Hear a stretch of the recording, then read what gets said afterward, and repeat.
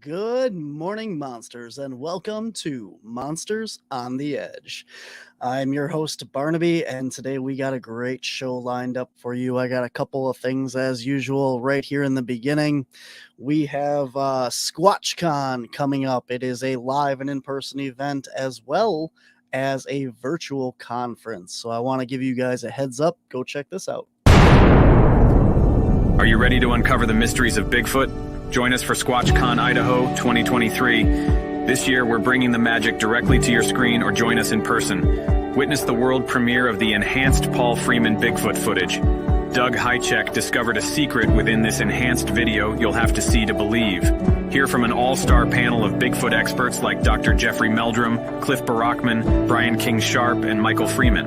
But that's not all. Get exclusive online bonuses such as Bigfoot-themed wallpapers, a Bigfoot coloring book, an interactive Bigfoot quiz, Squatch Nut Field Guide, get a copy of the Freeman Bigfoot Files ebook, and more. Whether you attend in person or watch it live online, you'll be part of an unforgettable experience. Don't miss out on this unique opportunity. Secure your spot today. SquatchCon Idaho 2023. Step into the unknown.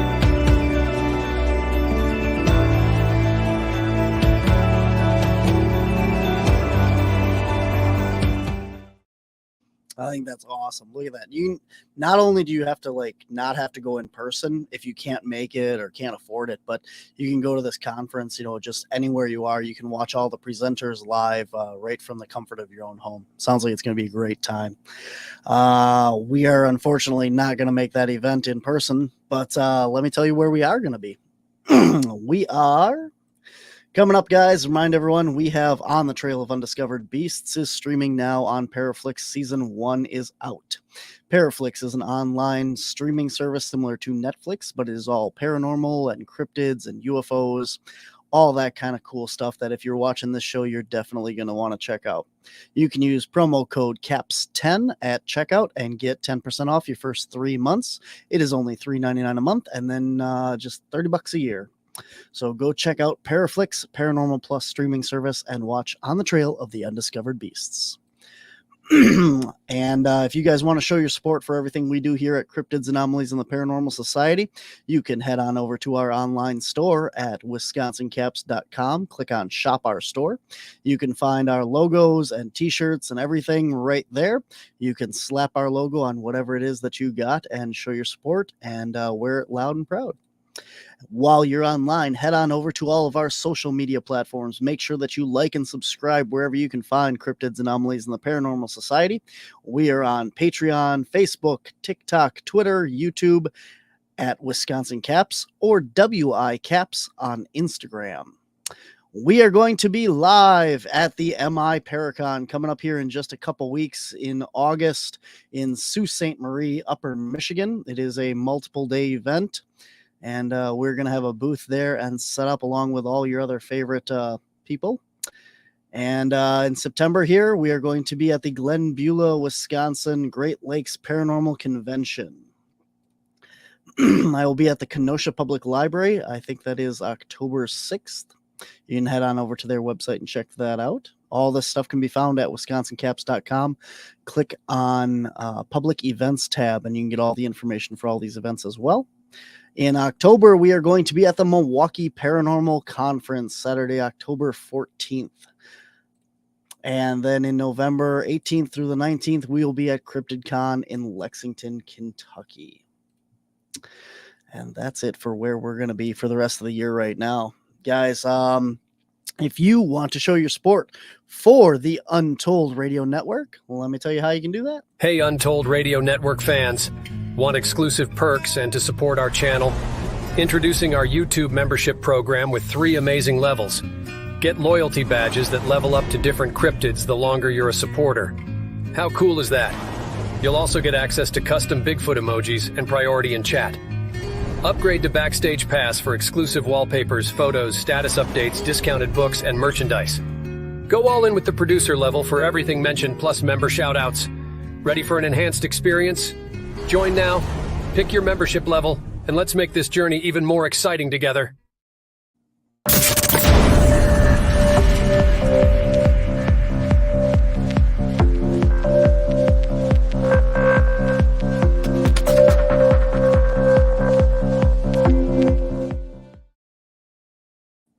right, guys, it's time for the show. Let's see. My guest today is James Brost. He is the founder and president of Axiom Search LLC, a Sarasota-based search firm providing search and permanent placement for a variety of engineering and technology firms.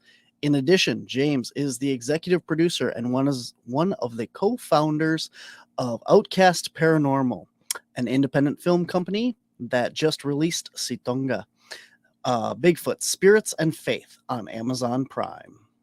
So without any further ado, let's welcome to the show, James Brost. Welcome to the show, man. Thanks for having me. Glad to be here. Awesome. So that's a little bit about yourself. Is there anything else you want to add to that right away? Well, in addition to the Ci'Tonga, we've got Skunk Ape Experiments 1 and Skunk Ape Experiments 2 on Amazon Prime. Those were shot down here about 20 minutes from me at the Myakka River State Park, which is a hotbed of sightings and some pretty famous evidence back in the day on film. We pushed that to the limits. It's not, your mom's Bigfoot documentary. There's it's a little wild, but that second one just came out, the Skunk Ape Experiments 2. It's on Amazon Prime. So we've got 3 films out, Ci'Tonga, Skunk Ape Experiments 1, Skunk Ape Experiments 2, and then there'll be a Skunk Ape Experiments 3 to wrap up that trilogy here in a number of months. And then we're going to have our investigation of the Conjuring House in Rhode Island that will be out, that we did about exactly a year ago. I think a little over a year ago, we were up there in, I think, July of last year. That's pretty wild, man. That was some pretty crazy stuff happened. And we had a pretty elaborate experiment. It took like 3 days to set up to conduct that one. And we did get some pretty compelling results. So that's kind of on the Outcast tip. That's what's going on film wise. I love it. I think I caught on to something that you said there. And I think a lot of people don't realize, you said that you filmed it about a year ago. And people don't realize that, like when we do investigations with our team and obviously with yourself as well, when we film something, you're never going to see it publicly for about a year until everything's edited and put out and stuff. And people are like, well, when is this going to be out? When is it going to be out? Oh, next year. And their jaw just hits the floor like, why is it going to take you a year? And I love that. Yeah. So that's cool. Yeah. And granted, look, man, we all have day jobs, right? So unless you're like my man Seth Breedlove at Small Town Monsters, he's dialed that in over the last number of years to where that's what he does. And he, his house is a studio. He's got people, and they churn content out, as people probably watching this know, nonstop, whether it's YouTube or their movies. And it's king of the mountain as far as I'm concerned on independent filmmaking for cryptids and this, all the subjects that butt up against that. So hats off to him and Alex and Eli. They've become friends over the years. We've kind of interacted with them as well. In fact, Eli helped me film and edit this Ci'Tonga film. Yeah, I was just going to say, yeah, he was part of that as well. Mm-hmm. Would you like to get right into Ci'Tonga? We got the promo for it for anybody who's not familiar. We can start off with that and take it from there. So jump in. Awesome. Let's take a look at that, and then we'll be right back here.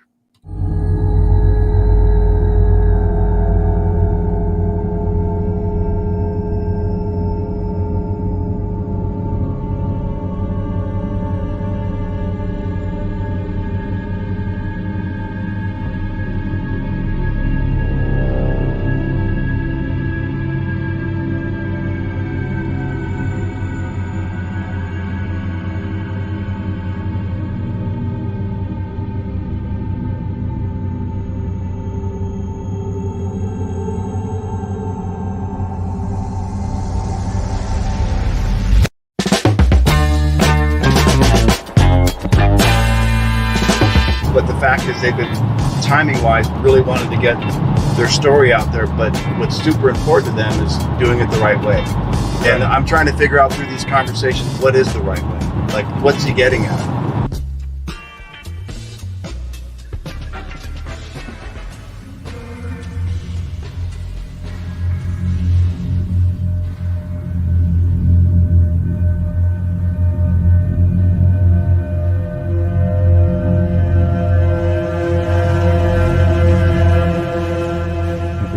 lack wisdom, let him ask. And upbraideth not, and the truth will be given. Faith is like a muscle. You have to build it, man. You have to build upon it. You know, they chose who they wanted to interact with.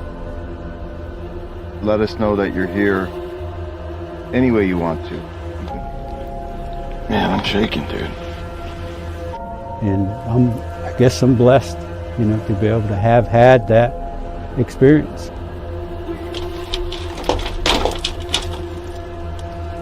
Someone poked me in the back? Yeah. I did. Here's what I know. Now what's freaking me out is I saw a lot of lights. I didn't just see the two pairs. There was so many lights that I was like, it just has to be houses, because that's too many lights. I thought maybe you were shuffling here and Terry was there, and then I took my hood off. Literally, someone was walking right down in there. Really intelligent beings. They knew who maybe had the truth. It's compassion for our people is what it is that keeps us going. Okay. I really started to feel something, and I thought, this is where it's at.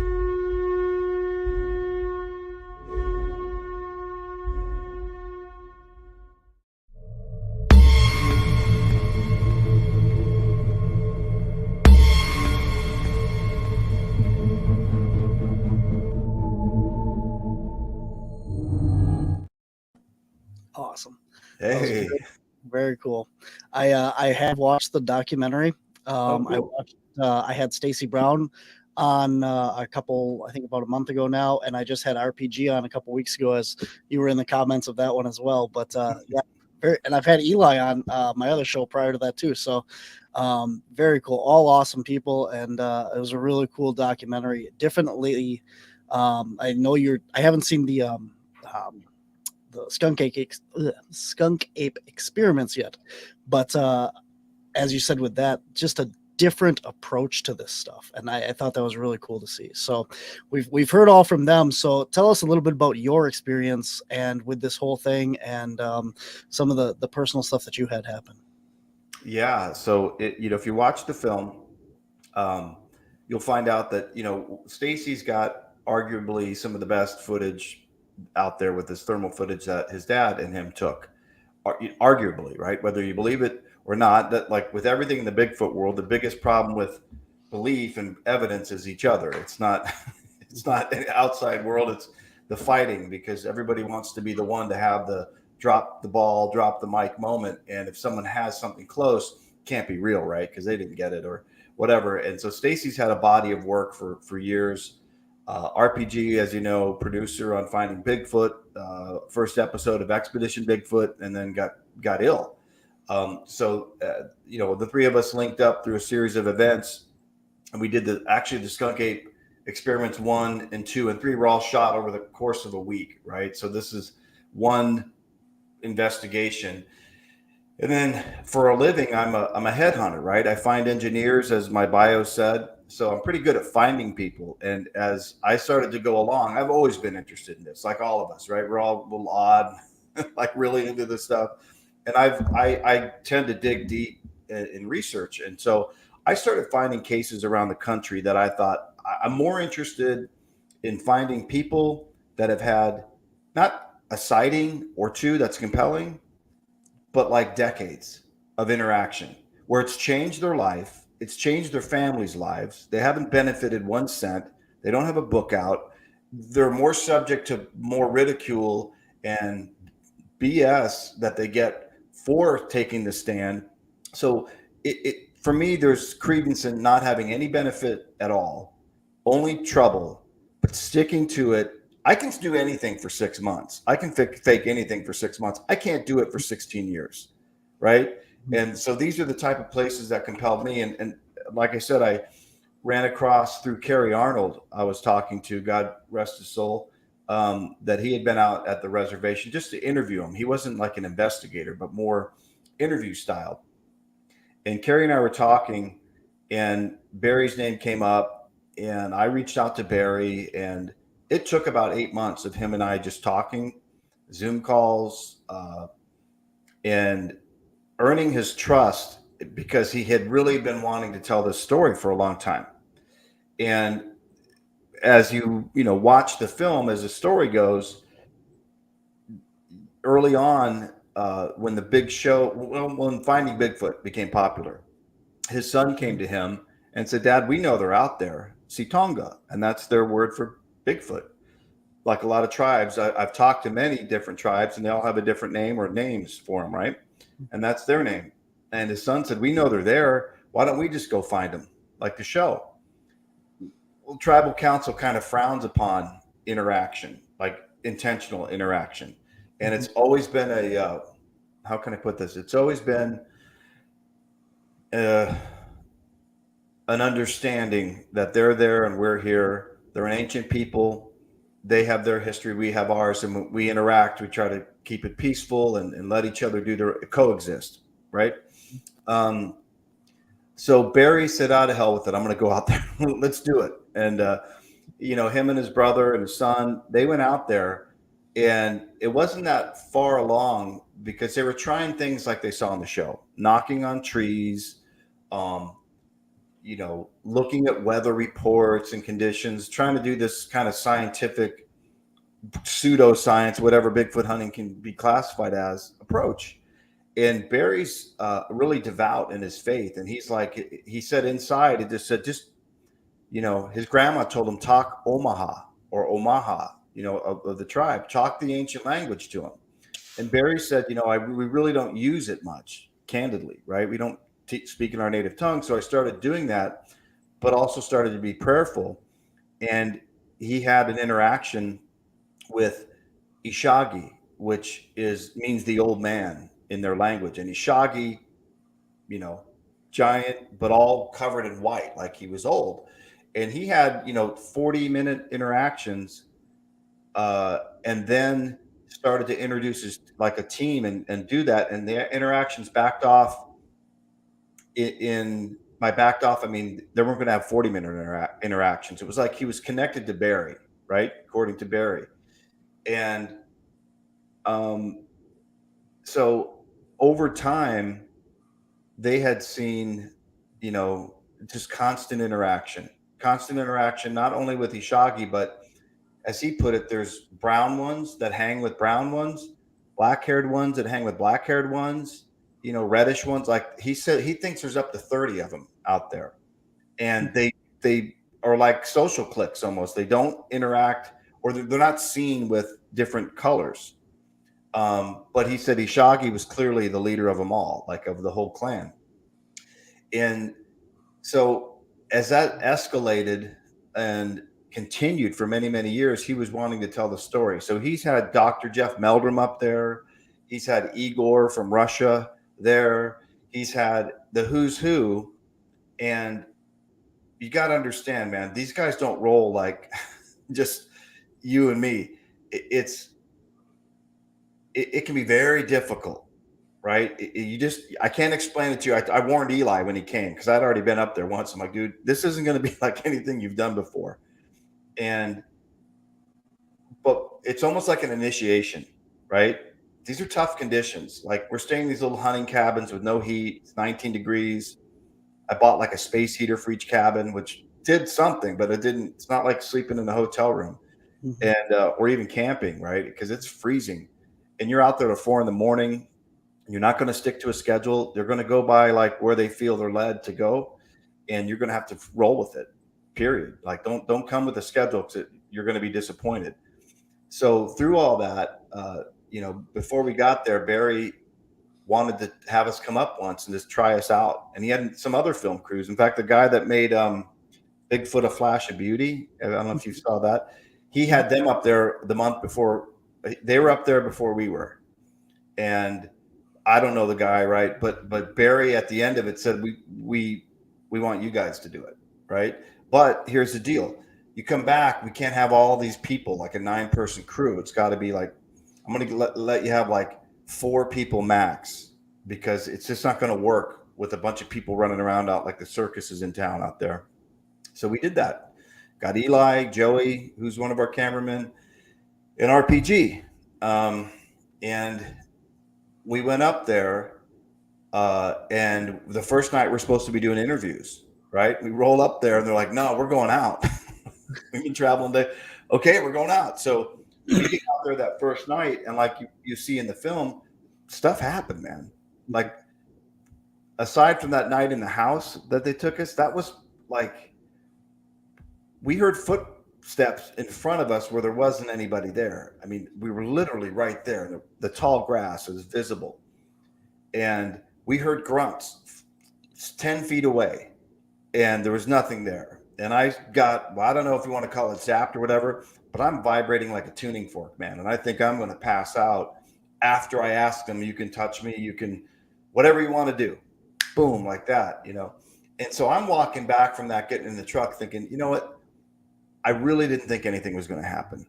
You know, I mean, the people come out here or come out in places like that.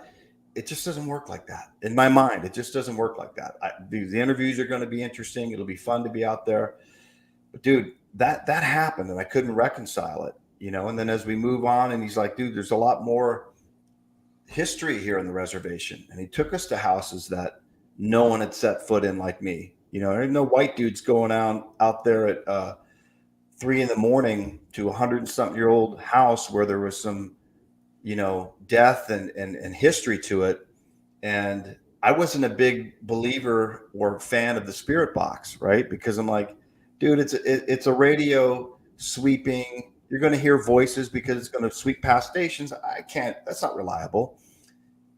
But if you see in the film, you know, I get grabbed like 3 times. And the last time I'm like, I'm done, man. You hear RPG, you do this for a while. And the responses were like freaking me out because they were saying names, and they were saying things like, get ready. I'm like, get ready for what? Sit down. I get grabbed in the back of the leg, right? Did someone touch me? I did, you know. And it's not the voice like the radio where you hear the commercials or whatever. It's like these different types of voices, and some weren't very nice either. They're like, unless they had like a death metal station they were scanning by, these were pretty freaky responses.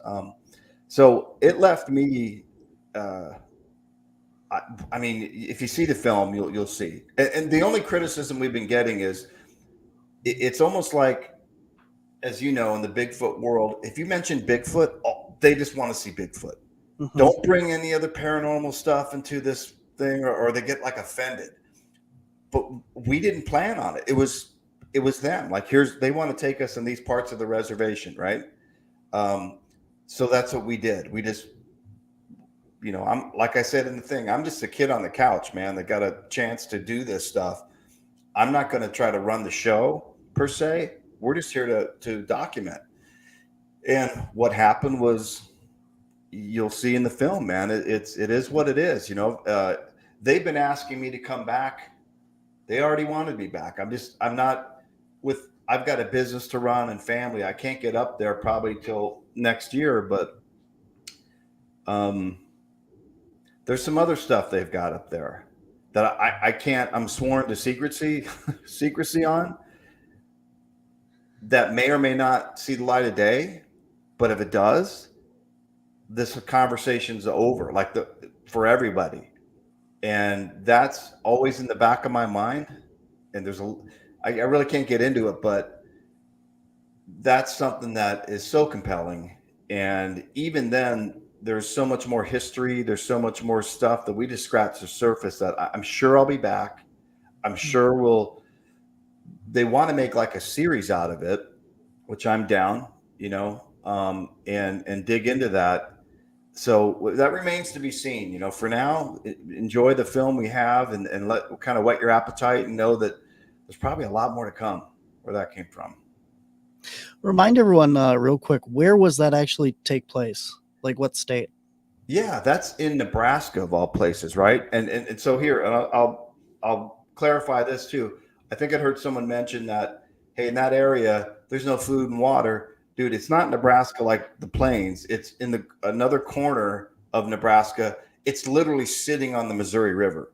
So when you talk about there's no water, we were standing over a lookout that, like, there's 100-yard, 200, 300, 400-yard swath of the Missouri winding all through the reservation. So with the Missouri River, you've got deer, turkey, bear, you've got everything, right? There's if any place has plenty of food and water, it's that place, as well as it's timber. It's not like there are fields and stuff, but there's timber, right? So it's a perfect environment for it. That coupled with, because it's a reservation, there's limited amount of people going in and out of there. There's limited amount of people accessing those parts of timber and the river, right? It's not just anybody can roll up like a state park, like at Salt Fork State Park or Myakka River State Park, where I'm near.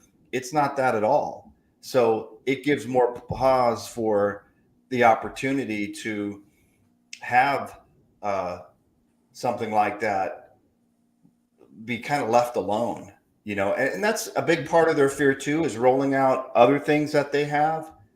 You know, every dude with a gun and a pickup truck is going to be trying to get on the reservation, and tribal council's aware of that. And so there's tension there.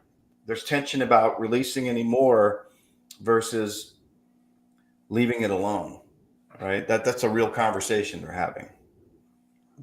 You find that with like a lot of the reservations and stuff, and the native tribes and that, you know, do you have any idea like why more of this stuff is on those reservations? Is it just because of the lack of people? And if so, then why are the native tribes and stuff having more interactions than the typical person out in Myakka Reserve or wherever?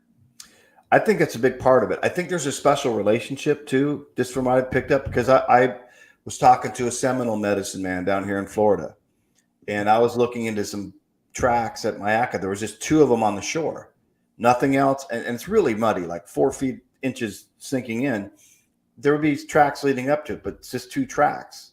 You know, Mike Patterson in Canada, whatever you think of him, he's become a friend of mine, and he's sharing stuff where there's no track. Literally 2 seconds later, there's one track in the snow.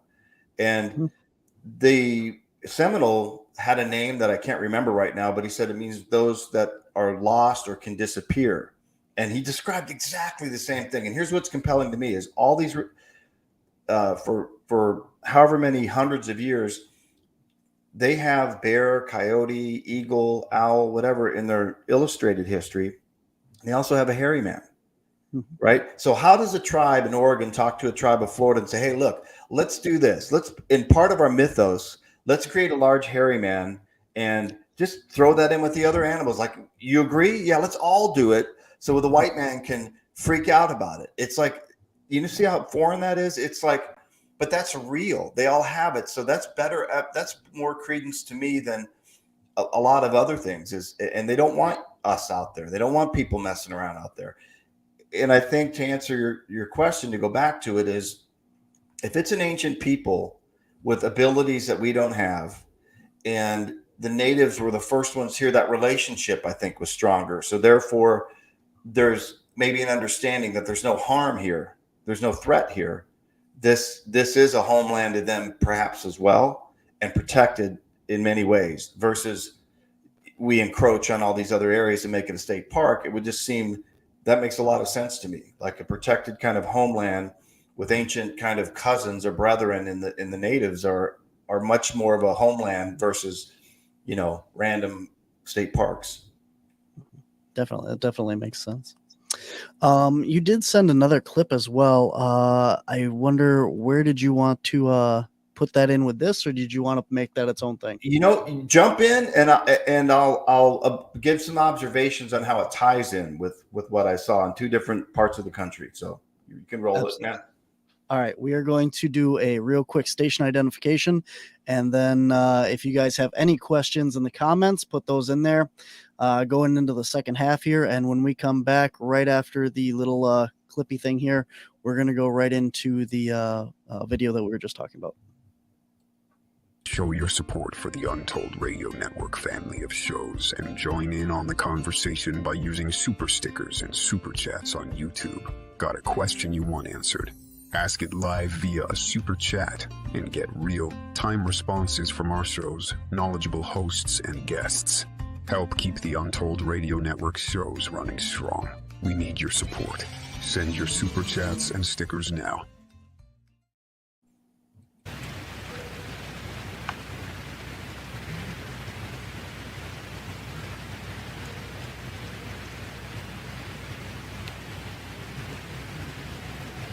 Whoa.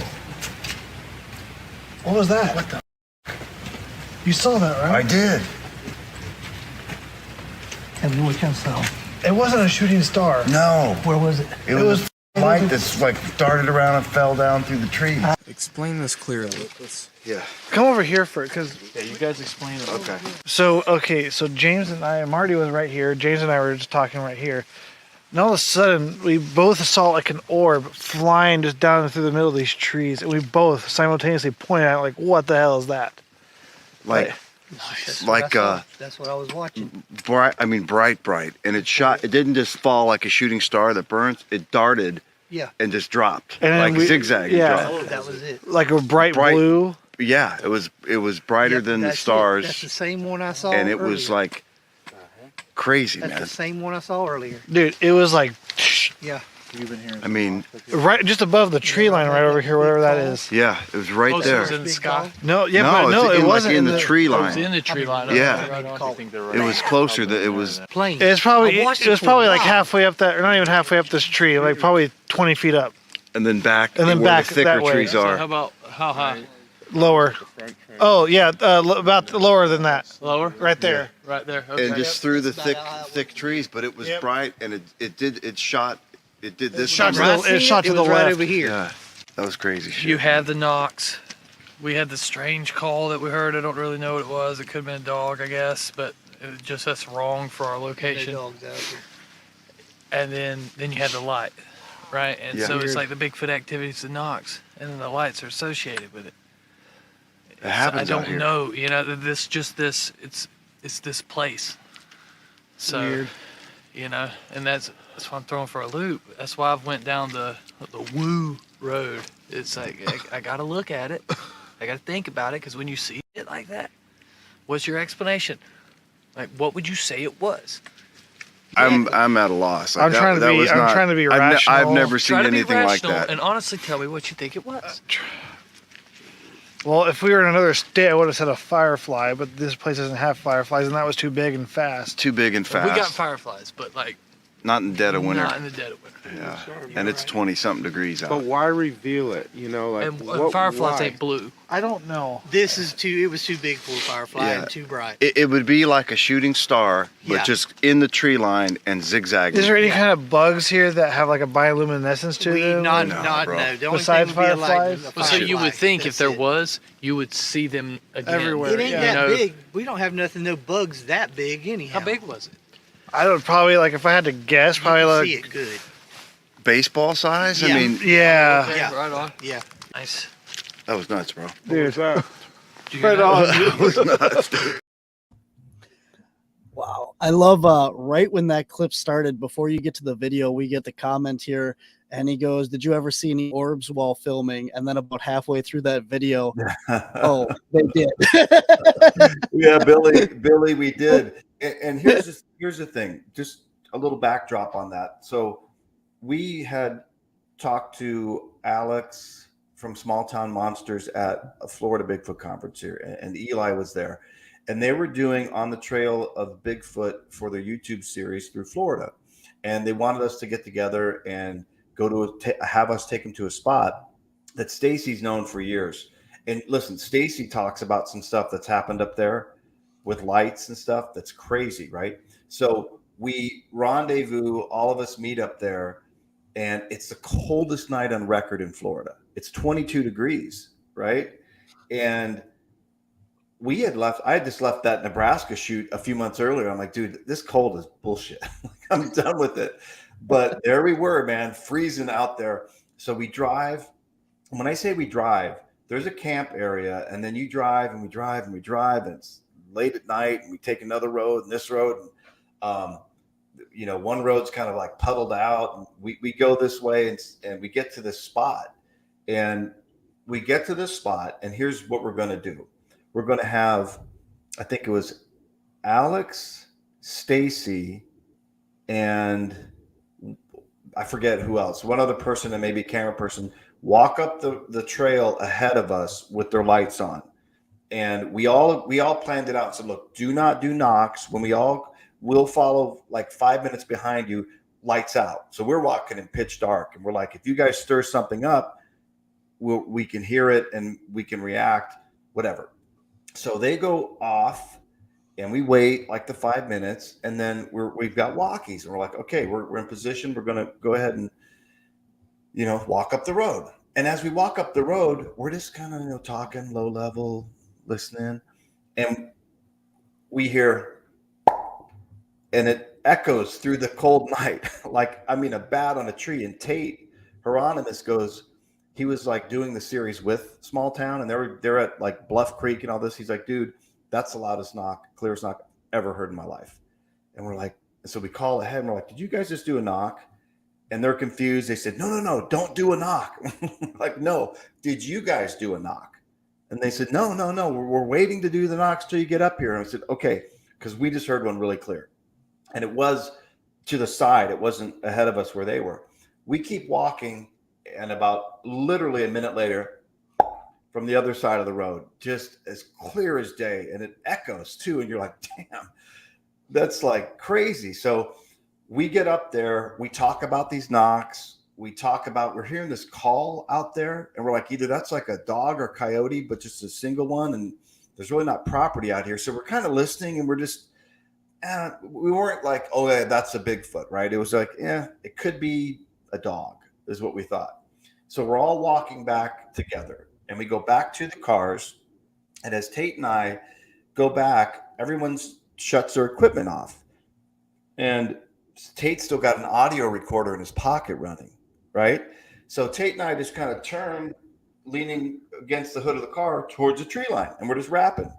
Everybody else is milling behind us, and we see this blue ball of light from the top, right above the top of the trees, like shoot through it, and then just blink out. And it was bright blue. It was a round orb, and it shot in between the trees, not above it. Because at first I'm like, shooting star, and I'm like, it can't be, because shooting stars don't like crazy ping pong like that. And B, it was bright blue, and C, it was in the tree line. And you heard our reaction. That was genuine. That was like, we didn't even know he had his audio recorder on. And then everybody ensues. What we didn't know at the time was Marty Morgan, who grew up in that area and has had, the reason he's been a lifelong fan of this is him and his brother had these encounters when they were kids, and he's got some health problems. So he stays back in the truck, and he was seeing lights like that while we were walking, and he was trying to call us, and his phone was at 33%. Boom. His phone just, all the battery drained out, and he couldn't call us. And so he was trying to tell us that as we're walking up, and we saw that. So it was a little, hullabaloo going on there. But what was interesting is, Tate and all those guys are not the Wu clan, right? They don't believe in the anything but a large bipedal animal. And Tate was just struggling to reconcile what he saw. Now, had Alex saw it or Eli, if they saw it, they'd be like, that's probably the wildest thing I've ever seen while doing this. It was for me, right? What's interesting is in Nebraska, RPG and Eli and Derek's brother went out on the first night to one area. We go out to another area, me, Barry, and a couple other guys. And I have the experience where hear the footsteps, get zapped, and hear the grunts. And they have an experience where there's a hill, like they pull their truck goes like this, and then there's kind of a hill that goes up. Well, they park back here, and it's so dark, bro. You don't know there's a hill there. It's dark. And they're seeing lights pop up, in these trees. And then one set goes up and kind of takes off, and they go back the next day, and you see it in the film, and there's no lights from houses because there's a hill right there. And when I say hill, it's like a hill forest. It's not like a hill where there's houses. So they go back to try to debunk it, and they can't. They're just like, these lights. And Barry talks about camping and having an orb outside the tent, and he looks outside opens his tent and sees a light, and he sees it go up to the truck, and it's scanning the truck, the pickup, like it's looking for something. I actually know what it was looking for, and I can say this much. There was a picture in there that it was looking for, and it was in his truck, and it was kind of just looking looking through his truck, right? And so they have a lot of stuff like that. And we see when we were up there, and I don't know why we didn't put it in the film. We had on camera from the car, there's a ridge, and you could see like eye shine, and we've got it, right? And you kind of see it moving. You know, it's not like a house light or anything like that. It's moving, and then we go down the road further, and it's kind of going along with it. I think it was a little grainy or something. I don't know why we didn't include that, but so the lights and the Bigfoot thing for me have gone. My experience, it's gone hand in hand, right? And so I don't know what to make of that, right? Other than you do this enough and talk to enough people and go to enough places, there's something to it, man. You know, if Bigfoot was just an animal, we'd shot one or had it in a zoo or, know how to find it. But even if it's that smart and intelligent, one night, that same night we're up, or the next night we're up there with Small Town Monsters where we saw the orb. We were out there and we started hearing stuff outside the tree line in this one area. And then Eli's infrared camera just starts flipping out. He's like, dude, this was it's never done this before. It just got to where it wouldn't work. You know, this electronic interference and stuff is part of it. So I don't know what to make of that. You know, a lot of people talk about interdimensional, and now you've got Congress saying, yeah, UFOs are real. And, what's the tie in there? And if you follow Skinwalker Ranch and believe any of that, they're up to the point where they're like, yeah, there's a wormhole. It would explain a lot. It would explain a lot. So I don't know, man. I think I don't try to get into a camp or whatever per se. I just I get more amused than anything of people that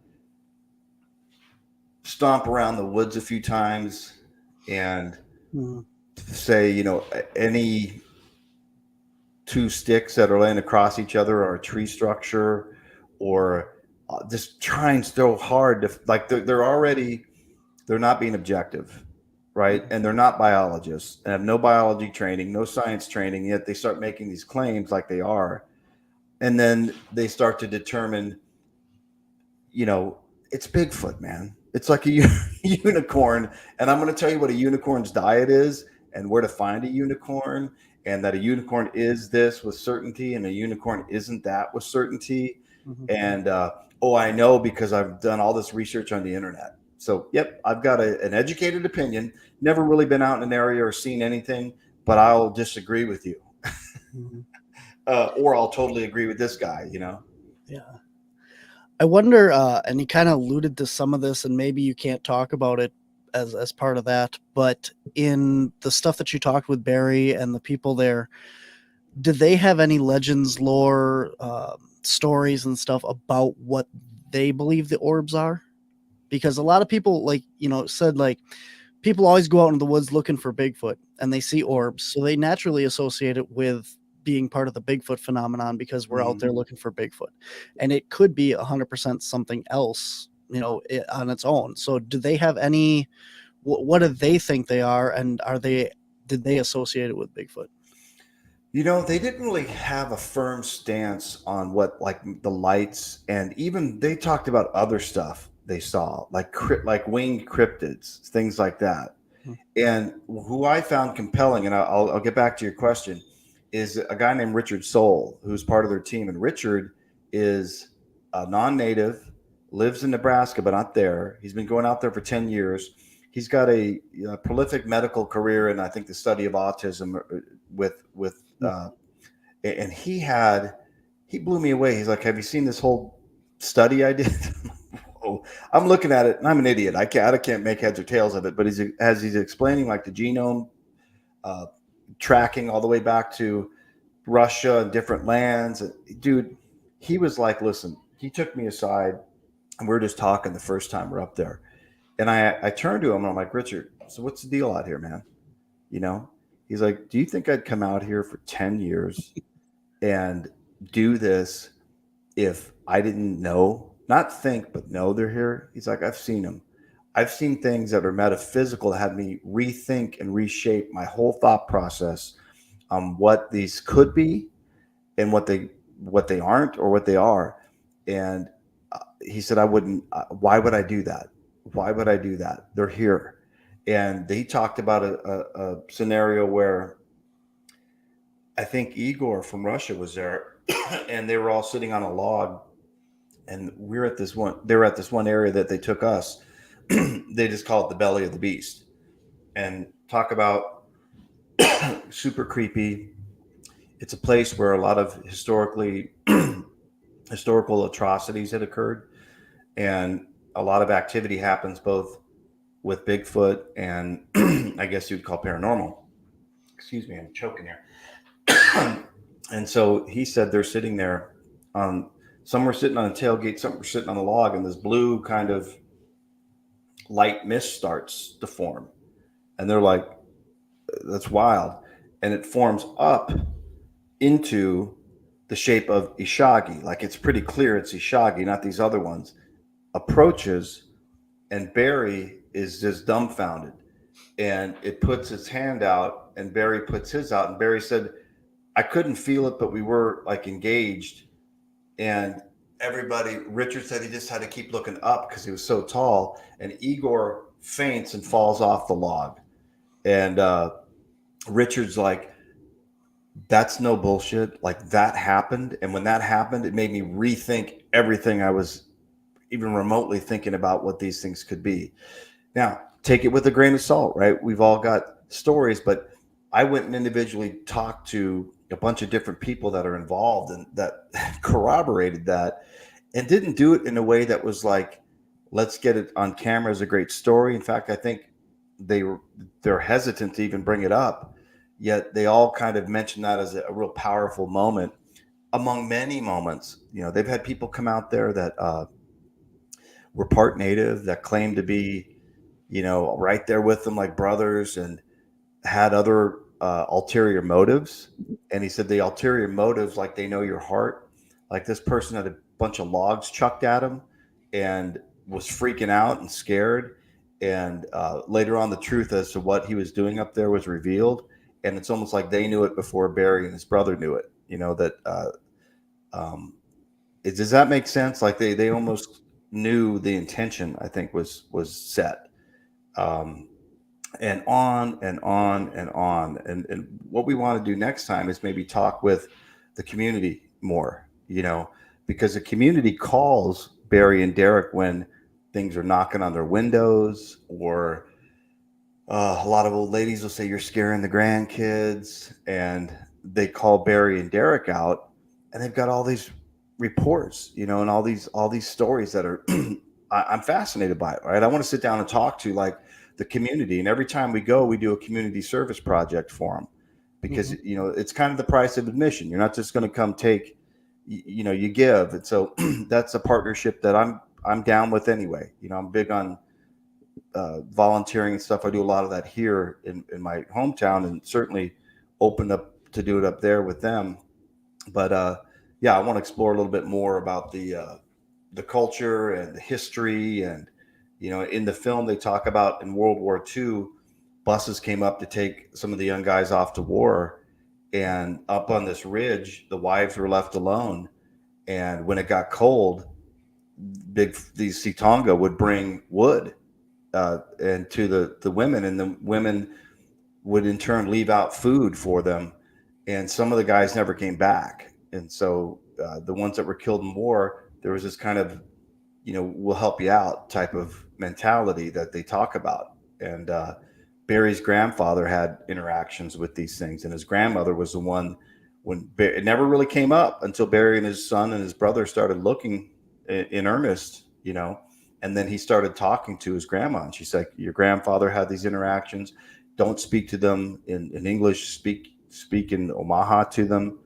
And so it got Barry and his brother more back to their roots and dialed into, you know, using their language a lot more frequently. And Barry, like I said, he's fervent in his faith, him and his brother. And he's like, dude, the reason that I'm connected to them is through my faith. and through prayer and knowing my heart, like point into story. And whatever you say, Barry's the one that they're really connected to up there. And yeah, it was, it's difficult, but I can't wait to go back. You know what I mean? Eli's like, I don't know if I can do it again. Other cameraman's like, I'm not doing it again. And so I might have to find some people, but I'm pretty convinced I'll be back up there.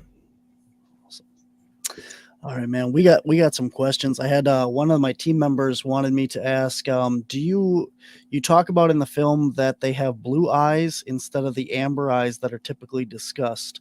Is there any reason behind that, or what do you got on that? You know, talking to Richard, like he was talking about sometimes them up in trees, almost like flashlights, where it's not a glow, it's actually projecting light. And you could see the leaves actually being lit up right next to that. And there's a variance in color, like they change. And Eli's a skeptic in many cases. And he's like, dude, I saw a change from white to blue to amber, reddish, and then back. So I have no idea. They didn't really specify that. Just Richard was telling me that there's some form of bioluminescence ability, that it's not a glow or reflective, it's actually projecting light. Awesome. As far as going back to the location where Ci'Tonga was filmed, are there any ley lines or ancient burial sites in that area? I don't know about ley lines, but there are ancient burial sites, and that gives credence to a lot of the different experiences I think we had up there, because we didn't just walk into these old houses that were old houses, right? There was some ritual stuff going on from 100 years ago where, in fact, we had to turn the camera off a few times when he talked about the history. He didn't want that out there in a couple cases. So I know that there's some ancient burials. I don't know about the ley lines. That's a great question too, Billy. I'll probably, we were going to look that up. Now I know underneath Nebraska, there's this big water reservoir, and these, while there's not a big cave system, there's these like little Karchners that Barry and his brother was telling me, Derek was telling me about how they keep finding these little openings or bigger openings that go down, and they're not really deep, and I don't know how far they go, but it's almost like there's a system out there that they feel they store food in or can even travel through. So that's something I want to check out too the next time we're up there. Awesome. Let's go to this one here. How long did you feel ill after you said you were zapped? Yeah, great question, Lee. That was I felt, and you could see in the film, I've got like sweat like on my forehead, and it's freezing out there.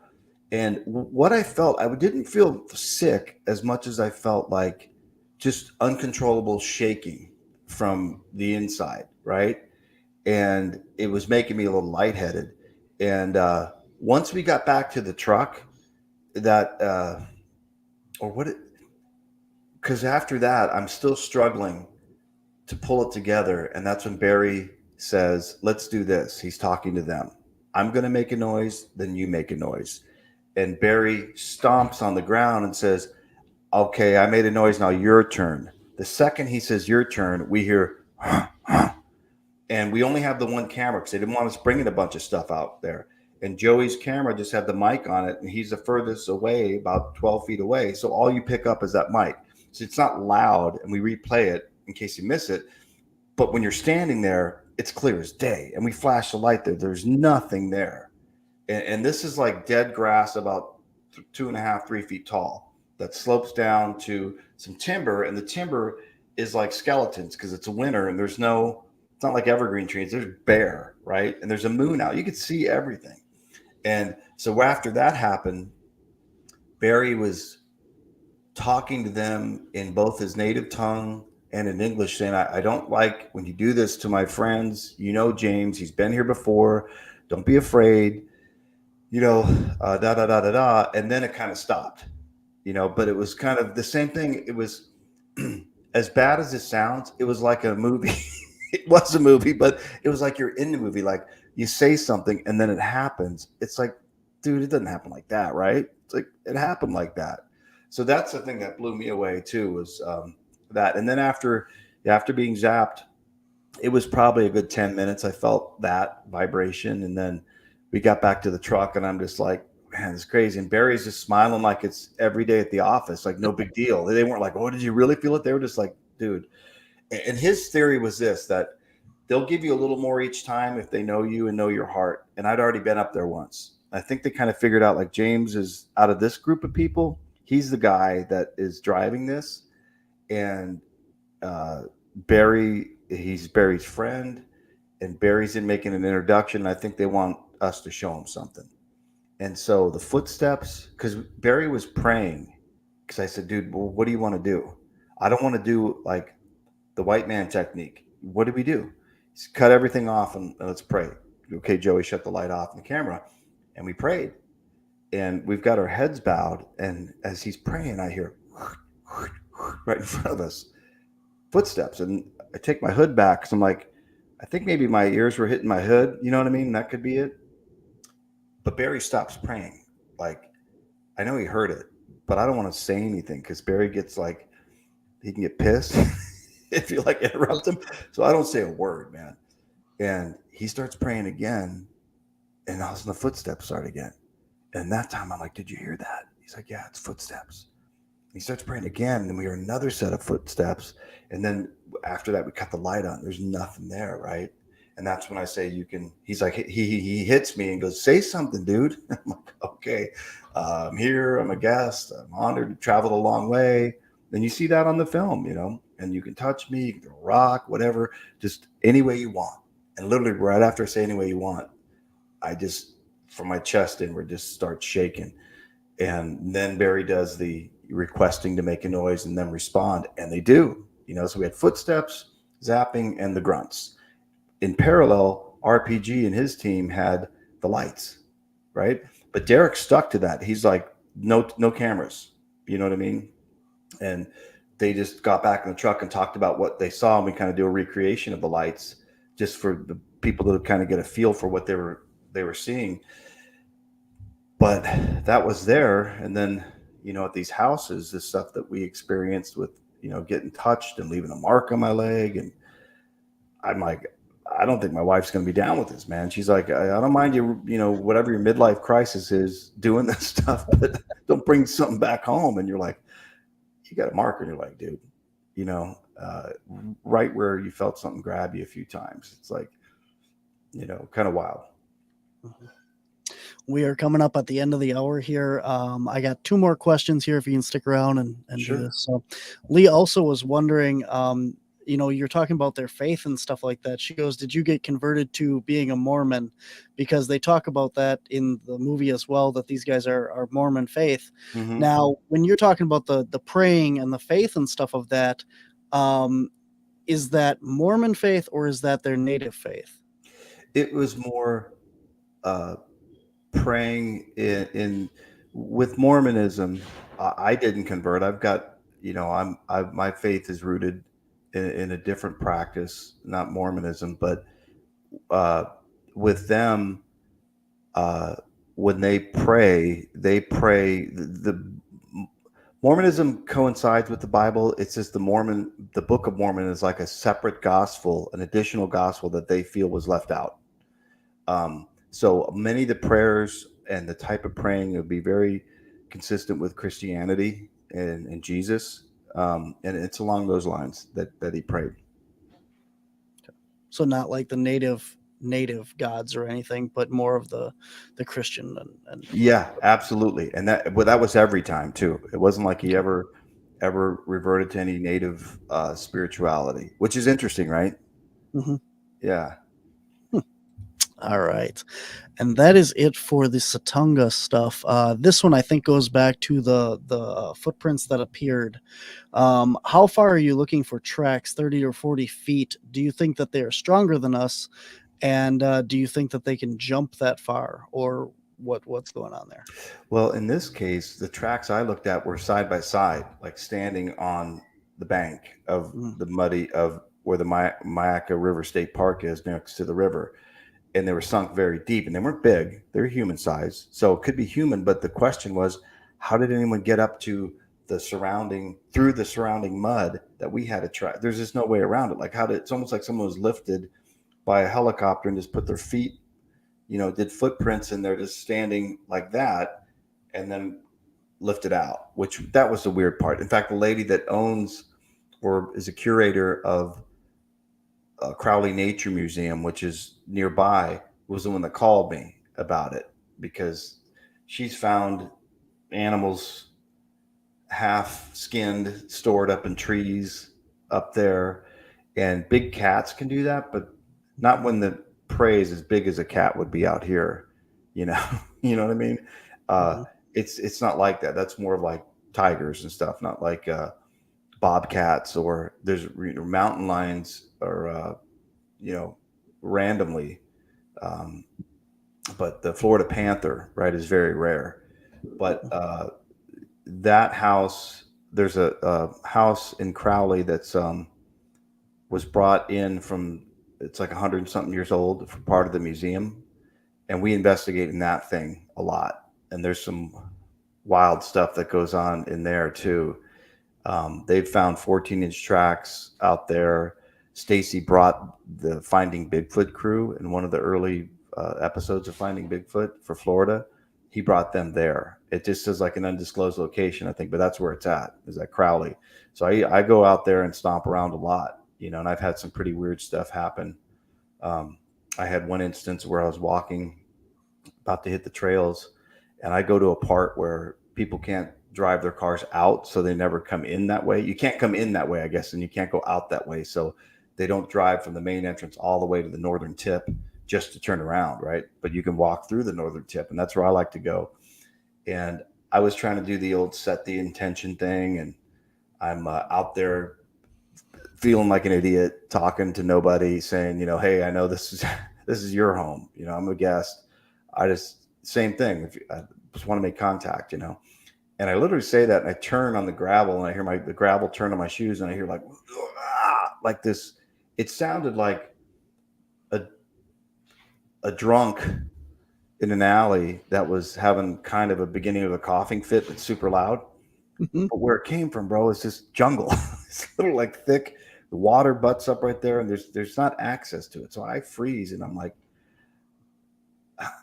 again, like, well, I don't know what that is, or maybe it could be a man, wild man. I don't know.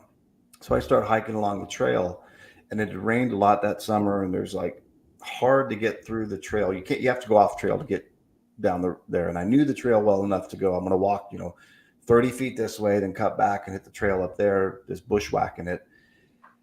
And I start to get back there, man. And I got goosebumps, and I'm thinking, you just psyched yourself out because you heard that, right? Which is probably true. But all of a sudden it got quiet, like the audio got cut off on a TV. And I'm outside, and birds, and it's like, I can't hear anything. It's like I was a bug, and a glass put over me. And I go about 100 yards deeper, and I'm out. I'm like, I can't do this, man.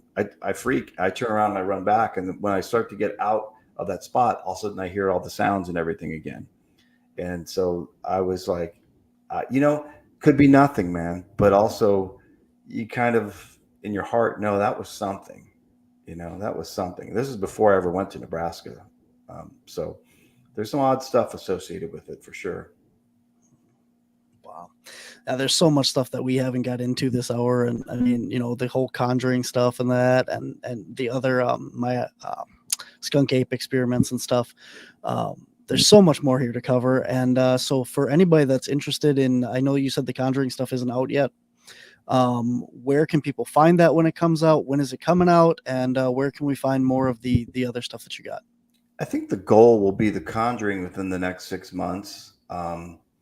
That, just really quick, we had some stuff happen there that was pretty wild, man. So that's one to check out too. Probably in the next 6 months, and it should be on Amazon Prime as well. Okay. And then that's where you can find the skunk ape. I can't say that, man. I'm sorry. Listen, I know it's a lot. It's a mouthful. Skunk Ape Experiments, part 1 and 2. Those are on Amazon Prime as well. Yep, Ci'Tonga, the 2 skunk ape experiments, and then I think Paraflix actually has Ci'Tonga and Tubi as well. So if you want the commercials, I think you can do Tubi, but it's only $1.99 for the Ci'Tonga. So it's not like if you think it sucks, it's only $1.99. You can't even get a cup of coffee for that much. What do you got to lose, right? But they're very different.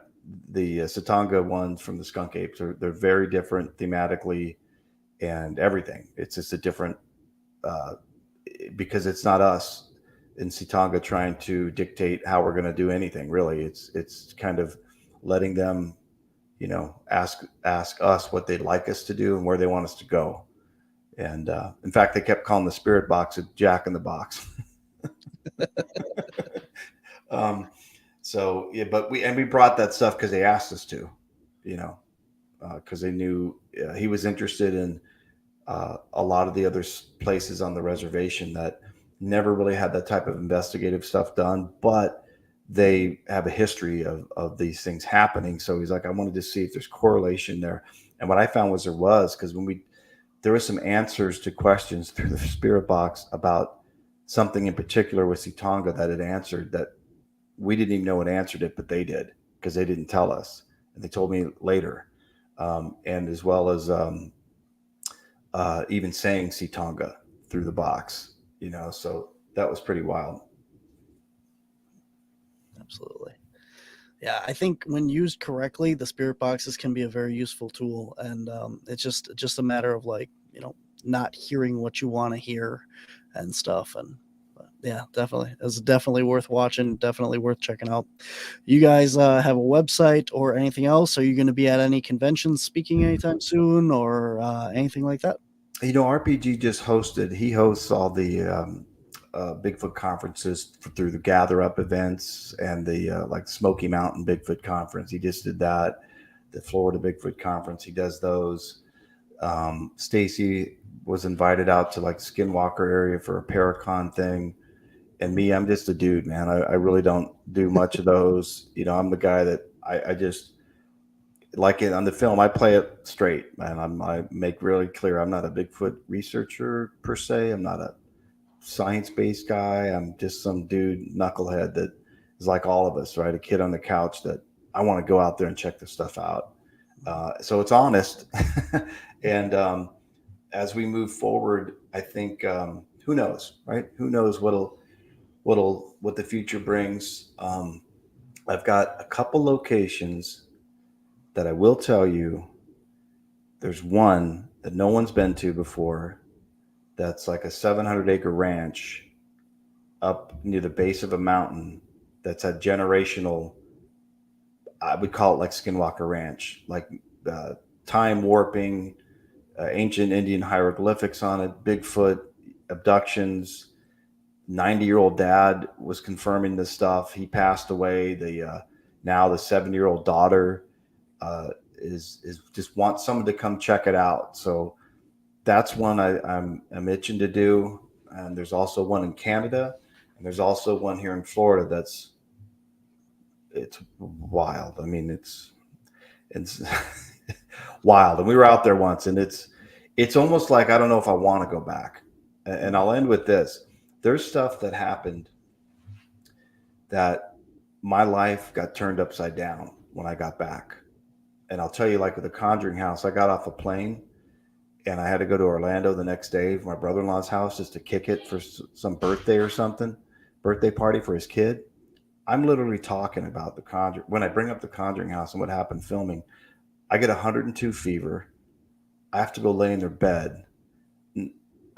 My back is hurting so bad. I take like a COVID test because his wife's a nurse, and I'm thinking maybe I got COVID on the plane because this seems like those aches and fever. Nothing. Took 2 tests, negative. 24 hours later, it's gone. And one of the guys that was part of the original Conjuring investigation told me, hey, when you leave here, if you start to experience some things, give me a call. And I did. I called him. I'm like, dude, he was like, yeah, could be this, could be that. I had a brother die.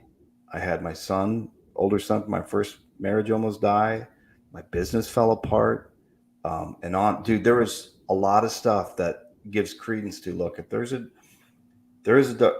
things that are dark side, and even Scripture talks about don't seek him out. There's a consequence, and I stepped away from it, and really haven't stepped back into it just yet because I'm going to be selective on what I do for that reason. And so, we get the notions of the demons and dark side and spirits. We all get that from Scripture, basically. That's where it's rooted, and that's where the ideas came from. But in there's also a side of light, right? And that's what Barry kind of represents. And people think it's almost like I'm going to pretend like I'm on a show and do this stuff and then just go home and chill. You get in the wrong spot or do some things. It's not, it's for real, right? And I guess that's the word of caution is it's all fun and games until your life falls apart. And I mean, out of nowhere, things are going great, man. Then a series of events right after we got back from the Conjuring house. And I'm not the only one. Some of the people in my group are like, life kind of got turned upside down. So I'm just being transparent. You know what I mean? I'm still trying to recover from some things from that. And that's real, man. Our team has had a similar experience with our Documenting Fear episode on YouTube. We got called in to do this really bad house. And I think almost every one of us left with something after that. And it was a mess for a while. So I definitely understand where you're coming from. Yeah. So, right? So, but anyway, man, I appreciate your time and look, you want to talk again about some more of this stuff as we go along, hit me up anytime. I'll be as open and honest as I can about all of it. Absolutely, man. It's been a pleasure. It's been a blast. I definitely look forward to checking out that show that I can't pronounce and part 1 and 2. I definitely want to check those out, and I look forward to seeing what you guys have done with The Conjuring. And I give you a little piece of advice from me to you that when you're editing it and working on it, be careful because, with all this energy and stuff that surrounds everything, working on it is just as bad as being there and doing it because you're reliving it all and re-experiencing it. So take care of yourself and take care of everyone that's involved in working on that as well. I feel you, man. Appreciate it. Absolutely, man. Definitely look forward to having you back on and see what you guys do. And I will check out your Skunk Ape ones. And when you get number 3 out, let me know as well. And we can come back and talk about all those guys because I look forward to that. We'll chop it up for sure. Awesome, man. All right. Take care. Thanks for being on the show. Take care. All right, guys, that is James Brost. Ci'Tonga and the Skunk Ape Experiments Part 1 and 2 are out now on Amazon Prime and on Tubi and Paraflix Paranormal Plus streaming platform. So if you guys haven't checked those out, go check them all out. And hopefully once I find some time to watch the Skunk Ape Experiments, we can have James back and have another conversation with him. So I look forward to that. As for right here on Monsters on the Edge, next week we have the cryptid huntress Jessica Jones on the show. So go check her out and get your questions ready. And we'll see you here next week for another edition of Monsters on the Edge. So until next time, guys, I'll see you on the edge.